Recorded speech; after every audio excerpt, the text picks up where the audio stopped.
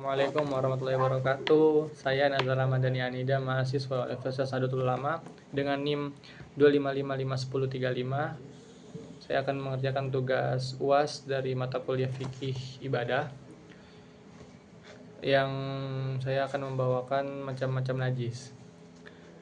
Najis dalam istilah fikih adalah segala sesuatu yang dianggap kotor oleh syariat Islam sehingga menghalangi sahnya ibadah, terutama sholat, jika menempel pada badan, pakaian, ataupun tempat ibadah. Nah, dan najis wajib disucikan atau dibersihkan sebelum beribadah. Para ulama khususnya dalam mazhab Syafi'i yang banyak dianut di Indonesia seperti dijelaskan dalam kitab Safinatun Najah membaginya menjadi 3 tingkatan berdasarkan berat ringannya dan cara pensuciannya. Yang pertama ada najis mukhafafah, najis mutawasitoh, dan yang terakhir ada najis mughaladzah. Selain itu najis juga dibedakan berdasarkan wujudnya menjadi najis ainiyah yang terlihat dan najis hukmiyah yang tidak terlihat. Najis mukhafafah atau najis ringan ini adalah najis yang paling ringan dalam pensuciannya. Contohnya air kencing bayi laki-laki yang belum berusia 2 tahun dan belum makan apa-apa selain air susu ibu. Jika sudah diberi makanan pendamping atau sudah berumur 2 tahun ke atas, maka hukumnya berubah menjadi najis mutawasito.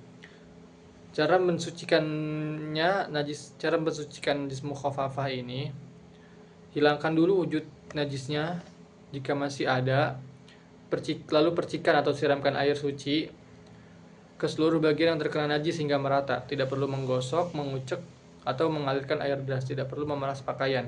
Cukup air merata dan menutupi area yang terkena.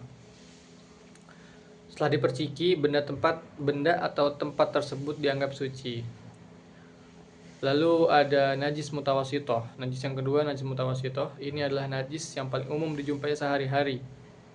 Contoh-contohnya adalah air kencing manusia dewasa atau bayi, perempuan, kotoran manusia dan hewan, darah, nanah, muntah. Lalu ada air ma'zi, ada air wa'di, khamar. Najis mutawasitoh dibagi menjadi 2 berdasarkan wujudnya. Ada najis ainiyah yang ada wujud fisiknya dan najis hukmiyah yang tidak ada bentuk fisiknya. Cara mensucikannya, untuk najis ainiyah, hilangkan dulu wujud najisnya dengan benda apapun seperti tisu atau kain hingga benar-benar hilang. Lalu siram atau basuh dengan air mutlak hingga merata ke seluruh bagian yang terkena. Pastikan hilang 3 sifat najis dari warna, bau, ataupun rasa. Jika masih tersisa atau masih ada, tidak ada batasan jumlah basuhan tertentu.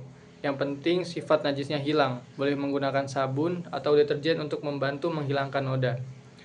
Untuk najis hukmiyah, cukup membasuh dengan air mutlak sekali hingga merata ke seluruh area yang terkena. Lalu ada catatan di sini, ada air mani manusia menurut mazhab Syafi'i adalah suci, bukan najis, tapi keluarnya mewajibkan mandi junub. Lalu ada yang terakhir, ada najis mughaladzah atau najis berat. Ini adalah najis yang paling berat yang memiliki cara pensucian khusus. Contoh ada anjing seluruh tubuhnya, air liur, keringat, kotoran, dan lain-lainnya. Ini menurut pendapat Imam mazhab Syafi'i. Lalu ada hewan babi, seluruh tubuhnya juga. Anak keturunan silang antara anjing dan babi atau silangan dari hewan lain yang suci.